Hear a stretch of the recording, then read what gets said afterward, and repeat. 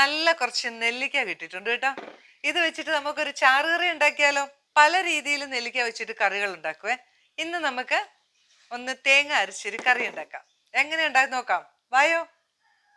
ആദ്യം തന്നെ നെല്ലിക്കയൊക്കെ കഴുകി എടുത്തിട്ടുണ്ട് കേട്ടോ. ഇതിനെ ഒന്ന് നമുക്ക് ഇത്ര മൊത്തം വേണ്ട, കുറച്ച് കറി വെച്ചാൽ മതി. അപ്പൊ നമുക്ക് ഇതിനെ ഒന്ന് കുരു മാറ്റി ഒന്ന് അരിഞ്ഞെടുക്കണേ. ഇങ്ങനെ ഇങ്ങനെ അടത്തി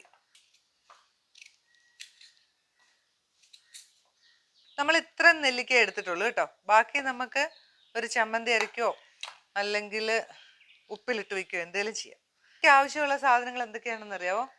ഇതാ ഒരു 6-7 ചെറിയുള്ളി അരിഞ്ഞു വെച്ചിട്ടുണ്ട്, കുറച്ച് കാന്താരി ചതച്ച് വെച്ചിട്ടുണ്ട്, ഒരു കുഞ്ഞു കഷ്ണം ഇഞ്ചി അരിഞ്ഞു വെച്ചിട്ടുണ്ട്, ഒരു 3-4-5 വെളുത്തുള്ളി, കുറച്ച് കറിവേപ്പില, ഒരു 1/2 സ്പൂൺ മുളക് പൊടിയും 1/4 സ്പൂൺ മഞ്ഞൾപ്പൊടി, ഇതാ തേങ്ങ, അത് ഒരു മുറി തേങ്ങയാണ്. പിന്നെ വേണ്ടുന്നത് കടുക്, ഉപ്പ്, വെളിച്ചെണ്ണ, ഇതൊക്കെ തന്നെ.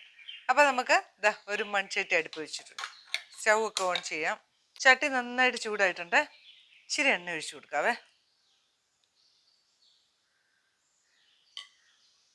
അതിലേക്ക് വെളുത്തുള്ളി ഇട്ടു, ഒരു കുഞ്ഞു കഷ്ണം ഇഞ്ചി, നമ്മുടെ കാന്താരി, ചെറിയുള്ളി, കുറച്ച് കറിവേപ്പിലയും കൂടെ.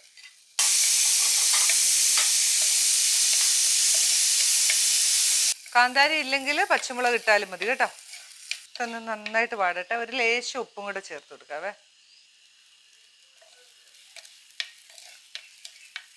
ചെറിയുള്ളിയും കാന്താരിയൊക്കെ ഒന്ന് വാടി വന്നപ്പോൾ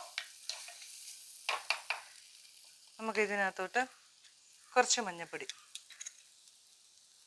1/4 സ്പൂൺ മഞ്ഞൾപ്പൊടി, ഇതുണ്ടോ, കുറച്ച് മുളക് പൊടി. നിങ്ങളുടെ എരിവ് നോക്കിയിട്ട് വേണം. കാന്താരി മുളകാണ് ഇട്ടേക്കുന്നത്, അതുകൊണ്ട് തന്നെ ഇത്ര ഇട്ട്.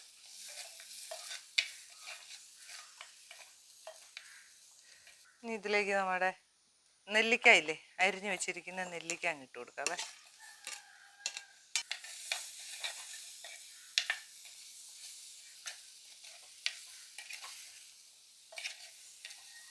ഇനി നെല്ലിക്ക വേകാനുള്ള വെള്ളം ഒഴിച്ചു കൊടുക്കണേ.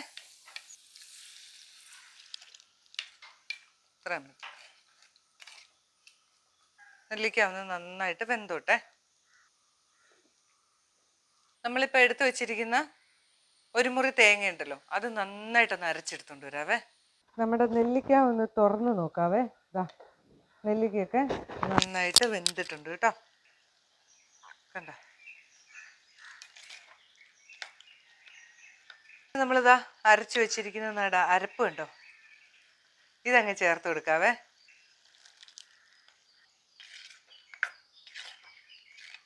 കുറച്ച് വെള്ളം കൂടെ ആക്കണം. കുറച്ച് വെള്ളം കൂടെ ഒഴിച്ചു കൊടുക്കാവേ.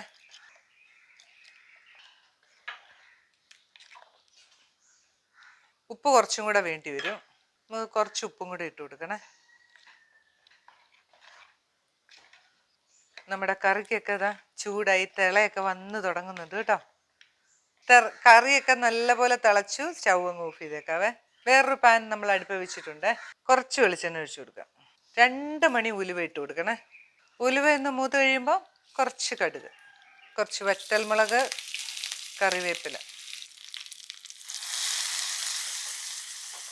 നമ്മുടെ ഒരു അടിപൊളി നെല്ലിക്ക ചാറുകറി ഇവിടെ റെഡി ആയിട്ടുണ്ട്.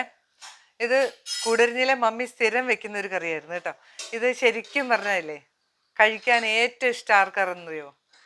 നമ്മുടെ ഈ പ്രഗ്നൻ്റ് ആയിട്ടുള്ള കുട്ടികളില്ലേ, പ്രഗ്നൻ്റ് ലേഡീസിനൊക്കെ ഭയങ്കര ഇഷ്ടപ്പെടും. ഞാൻ ആ ഒരു സിറ്റുവേഷനിൽ മമ്മി എനിക്ക് എപ്പോഴും ഉണ്ടാക്കി തരുമായിരുന്നു. ഈ കറി ഉണ്ടെങ്കിൽ എനിക്ക് ചോറുണ്ണാൻ ഭയങ്കര ഇഷ്ടമായിരുന്നേ.